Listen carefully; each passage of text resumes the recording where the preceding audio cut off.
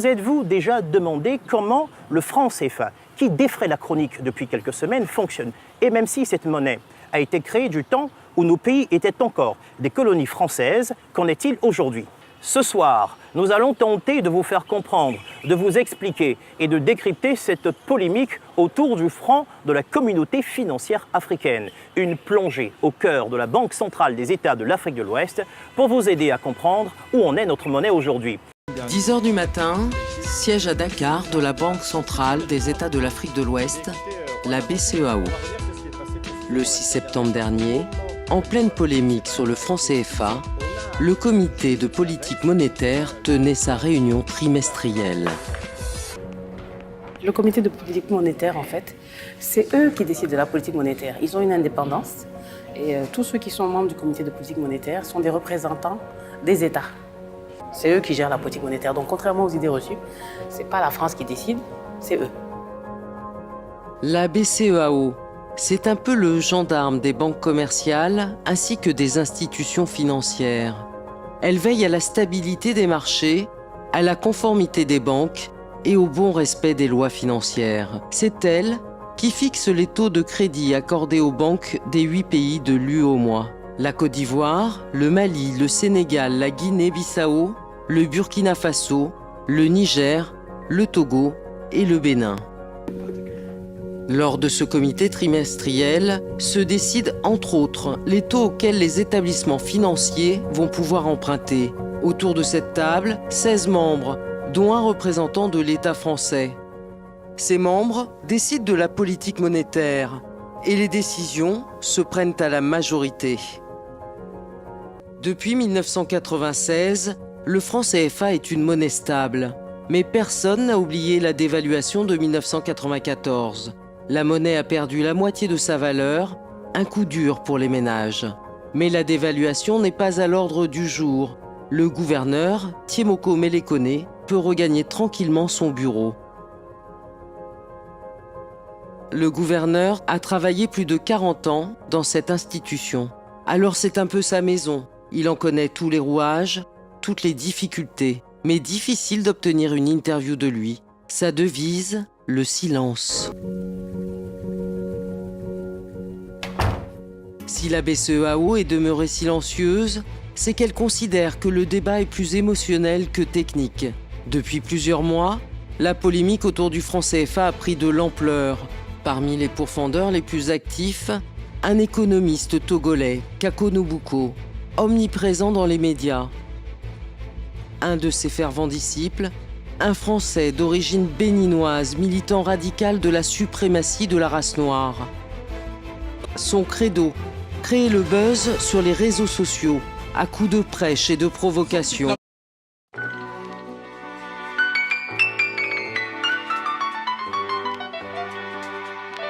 Le franc CFA est utilisé dans deux zones, l'UMOA et la CEMAC. Et même si le franc CFA est le nom de deux monnaies bien distinctes, elles sont de valeur égale et fixe par rapport à l'euro. Le 12 mai 1962, 7 ministres ouest-africains se réunissent à Paris pour signer le traité instituant l'Union monétaire ouest-africaine, l'UMOA. Les États africains membres vont désormais pouvoir contrôler leur destin en réduisant considérablement la place et le poids de la France. L'institution était à Paris, à la rue du Colisée, et toute la direction générale était composée de hauts fonctionnaires français. Le directeur général, son adjoint, les directeurs centraux, les directions d'agence étaient tenus également par des cadres de la Banque de France. Pour les États nouvellement indépendants, l'urgence d'africaniser leur structure monétaire se fait sentir. J'ai suivi la mise en place de toutes les institutions qui avaient été mises en place de cette réforme de 62, allant toujours dans le sens d'une africanisation suivie, maintenue, renforcée. Cela faisait partie des évolutions que souhaitaient les Africains, puisque l'institution était avant cela dirigée par un Français. Cela me rappelait aussi le message que le président Senghor, qui fut mon professeur à l'École nationale de la France d'outre-mer, m'a donné quand je suis parti. N'oublie jamais. que l'union monétaire doit vivre, doit être africanisée, et c'est un défi que nous devons relever. On n'avait vraiment pas tellement d'espoir qu'il y aurait des changements. Et puis, l'histoire s'est accélérée. Et en 1973, il y a eu cette réforme fondamentale.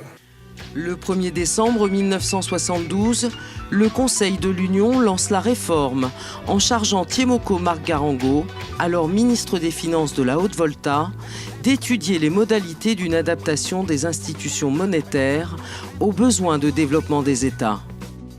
Le contexte, à l'époque, était caractérisé par des facteurs économiques et historiques difficiles. Cette réforme n'a pas été facile. Nous étions à des niveaux de développement différents, nous avions des intérêts qui n'étaient pas toujours concordants, et par conséquent, le socle même, c'était la solidarité. La première réforme était une réforme de revendication d'identité, revendication de souveraineté. Et nous avons donc lancé et mené la deuxième réforme que j'ai qualifiée de réforme de maturité. En 1974, la Banque centrale des États de l'Afrique de l'Ouest est dirigée pour la première fois par un gouverneur africain. Abdoulaye Fadiga est nommé gouverneur de la BCEAO.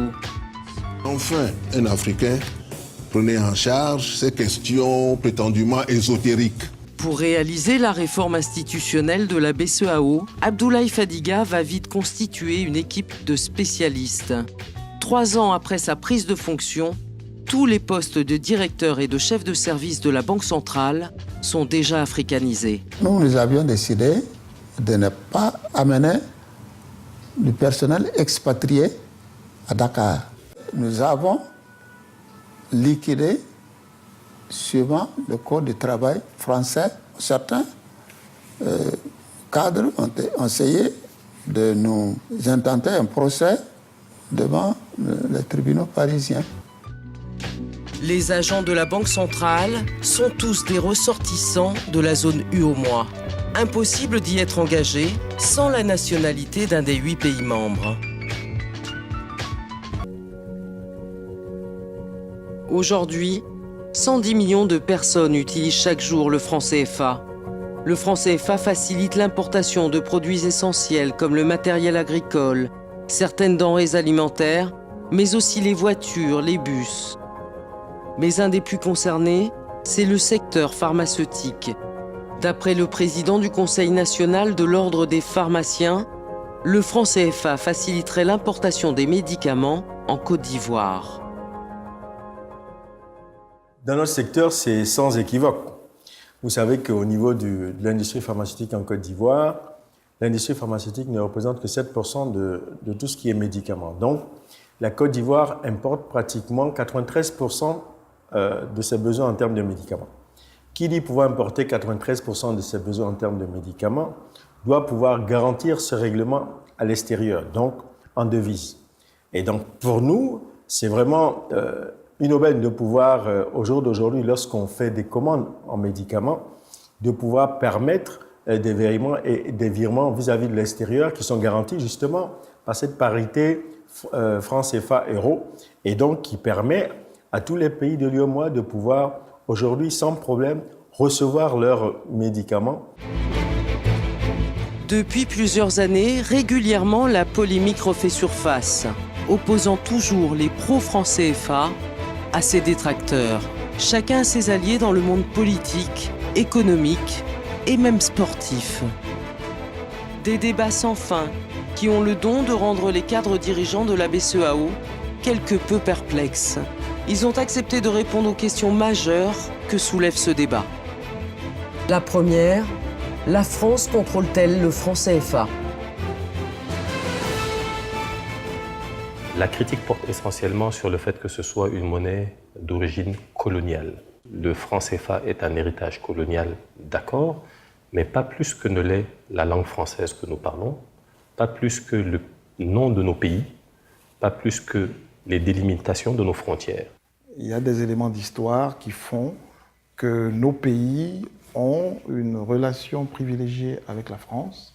La monnaie, le franc CFA, vous le savez très bien, que nous avons aujourd'hui est différente du franc CFA de 1945. Ça fait 21 ans que je suis à la banque. Et dans le cadre des fonctions que j'ai occupées, je n'ai jamais senti une main extérieure dans mon travail quotidien. Et les décisions de politique monétaire sont prises par le comité de politique monétaire de la Banque centrale, qui est composé non seulement du gouverneur et des vice-gouverneurs, mais également d'autres éminentes personnalités qualités et qui sont qualifiées pour prendre les décisions et qui ont été nommées pour ça. À aucun moment nous avons d'interférence dans nos relations avec quelque structure ou pays extérieur que ce soit. En tout cas, dans le fonctionnement de notre banque centrale, on coopère avec d'autres banques centrales, c'est normal. On coopère avec la Banque centrale du Nigeria, on coopère avec la Banque centrale de Belgique, on coopère avec la Banque Al-Maghrib au Maroc, la Banque d'Algérie. On compare avec les banques centrales et je peux vous assurer que la crédibilité de notre banque et le message porté par le gouverneur à chaque rencontre internationale est écouté avec respect par ses pairs. La seconde, le franc CFA est-il stable et compétitif? C'est une monnaie qui est stable en termes d'inflation. Il est arrivé dans certains pays que je ne citerai pas que les ménagères soient obligées d'aller au marché avec une brouette de billets. C'est arrivé. Sur un plan économique et financier, tout d'abord, nous ne sommes pas une exception, nous ne sommes pas une anomalie. Il y a beaucoup de pays qui ont fait ce choix-là d'avoir une monnaie stable à travers un régime de change fixe. Une récente étude du Fonds monétaire international a révélé qu'environ 60% de pays africains ont opté pour un régime de change fixe et qu'au moins 50% de pays émergents et en voie de développement ont également opté pour ce régime de change-là. On a une monnaie solide avec une inflation faible et des pays qui sont en forte croissance. La croissance est attendue à 6,6% pour l'année 2017.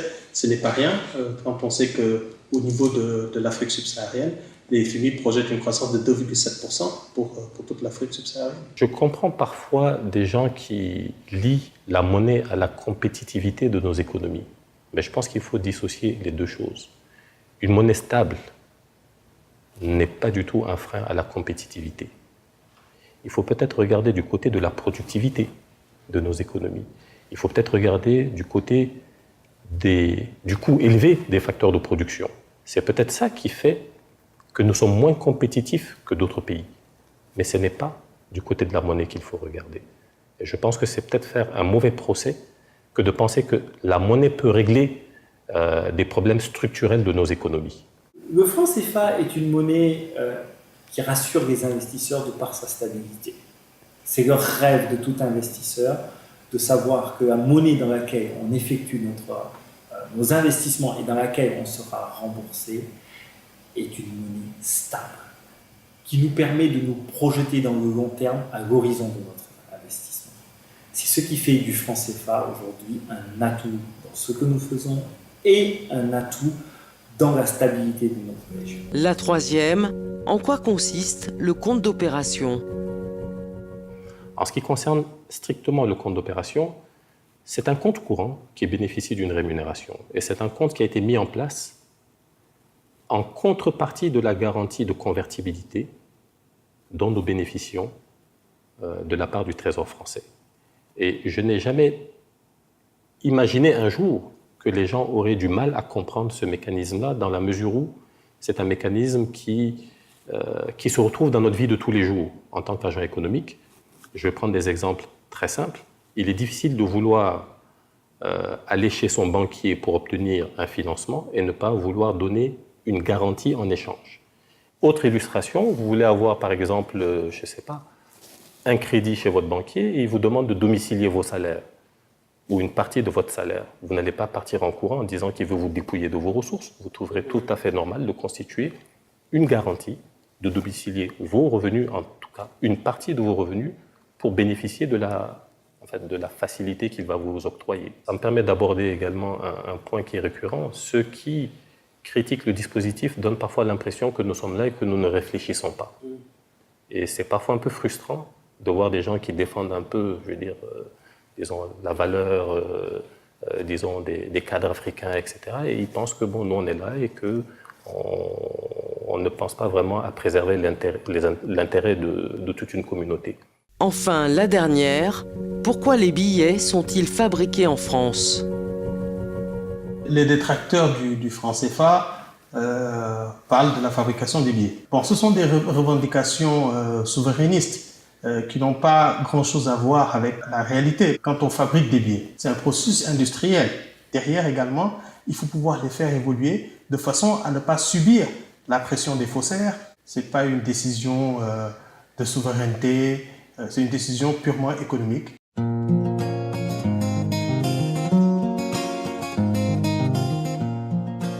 Le gouverneur de la BCEAO a finalement accepté de répondre à nos questions. Cet ancien ministre se fait rare dans les médias.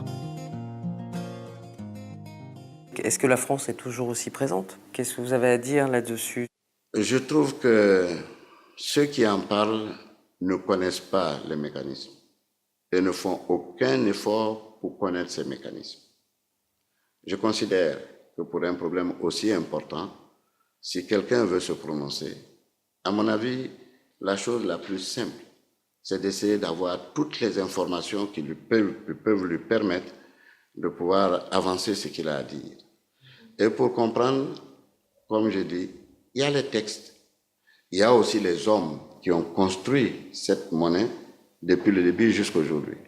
Il y en a qui ne sont plus aux affaires, il y en a qui sont aux affaires, mais ils sont là, ils sont nombreux.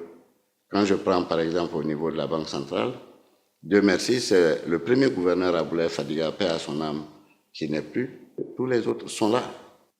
Et aujourd'hui, il y a à la Banque centrale tous ceux qui peuvent parler de cette monnaie. Je n'ai jamais vu quelqu'un approcher la Banque centrale ou approcher ceux qui peuvent en parler et avoir des informations précises sur ce qui se passe. Je n'ai pas le sentiment non plus que même nos partenaires, les Français, ont été approchés d'une façon ou d'une autre pour connaître la réalité. À partir de ce moment-là, quelqu'un ne peut pas parler de quelque chose qu'il ne connaît pas. Et c'est le reproche qu'on peut leur faire éventuellement. Ils ne connaissent pas et je ne pense pas qu'ils aient envie de connaître. Ce qu'ils veulent, c'est de dénoncer. Mais quand on dénonce, justement, on prend soin de ne pas avoir d'arguments contre, parce que c'est ça qui vous freine dans votre élan de dénonciation éventuellement. Alors, le rôle de la France ne joue aucun rôle qui peut permettre d'articuler directement le franc CFA. Parce que c'est la monnaie des Africains. C'est les Africains qui l'ont géré, qui l'ont mise en place, qui l'ont géré et qui continuent de le gérer, le franc CFA. Quel est le rôle de la France aujourd'hui? La France s'est proposée pour la convertibilité de la monnaie en demandant qu'un certain nombre de dispositions soient prises. Cette disposition, c'est la contre-garantie qu'ils souhaitent et c'est ce qui explique l'existence du compte d'opération. On aurait fait avec une banque commerciale, avec un autre pays, que ce serait exactement le même dispositif. Aujourd'hui, vous ne pouvez pas demander à quelqu'un de vous garantir quelque chose en ne donnant pas les éléments qui peuvent lui permettre de le garantir éventuellement. Donc, c'est ce qui se passe. Alors, il y a toutes sortes d'interprétations sur le compte d'opération qui ne sert pas les pays, dont la France, qui est utilisé par la France. Tout ça, c'est des histoires. Ceux qui connaissent les besoins de la France, qui connaissent la puissance de l'économie française, ne peuvent pas penser une seule minute que les fonds qui constituent une goutte d'eau, éventuellement, pour être plus précis, dans les besoins de la France, servent à la France beaucoup plus qu'elles ne servent à nos pays. Vous avez des comptes? Il y a des comptes ailleurs, dans d'autres pays? Nous avons au total 32 comptes dans le monde, dans 10 pays, et articulés dans 8 devises. 32 comptes, je dis bien 32 comptes. Maintenant, le seul qui pose problème aux détracteurs, c'est celui qui est en France. Mais nous avons 32 comptes. Et je vais vous dire aussi quelque chose qui va peut-être vous surprendre. Nous avons des relations avec la Federal Reserve Bank de New York depuis 1967. C'est cette banque qui fait toutes les opérations en dollars, bien sûr, pour notre compte. Et ces comptes nous servent justement à faire quoi? À régler les importations et toutes les transactions extérieures de nos pays. Une monnaie, c'est d'abord fait pour justement les populations. pour la satisfaction de leurs besoins. Donc la stabilité des prix est importante. Ce n'est pas seulement pour une économie en développement, mais pour toutes les économies. Et c'est pour ça qu'aujourd'hui, toutes les banques centrales, en tout cas qui fonctionnent de façon moderne, attachent du prix à la stabilité des prix. Et encore beaucoup plus dans nos pays, parce que les revenus ne sont pas très élevés, et le minimum qu'il faut pour vivre aux gens, il ne faut pas que les prix augmentent tous les jours, parce que non seulement ça ne permet pas à l'économie de croître, mais ça ne permet même pas aux gens de maintenir leur pouvoir d'achat. Donc ça, par exemple, nous en tenons compte. Et en faisant quoi? En luttant contre l'inflation. Parce que si vous regardez les économistes, tous les économistes vous le diront, tous les partenaires vous diront, le taux d'inflation dans notre zone est un des plus faibles qu'il y ait actuellement.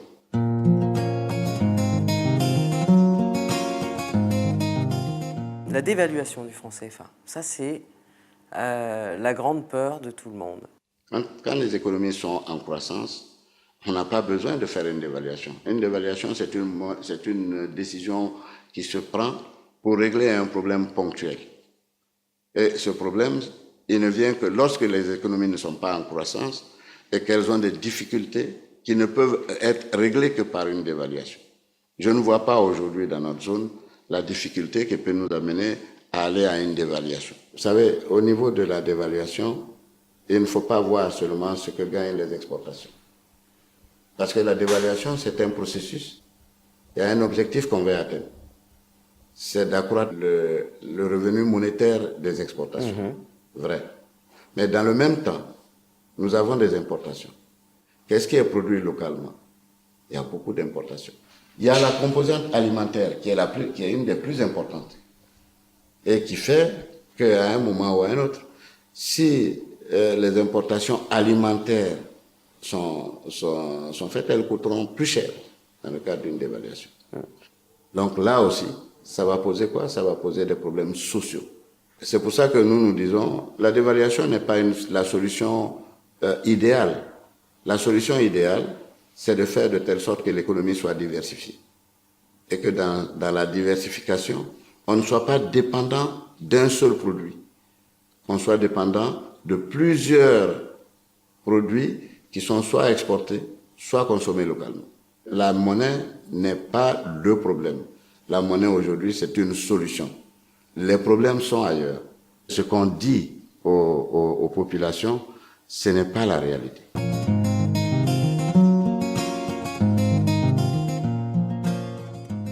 La polémique sur le franc CFA, qui aujourd'hui déchaîne des passions.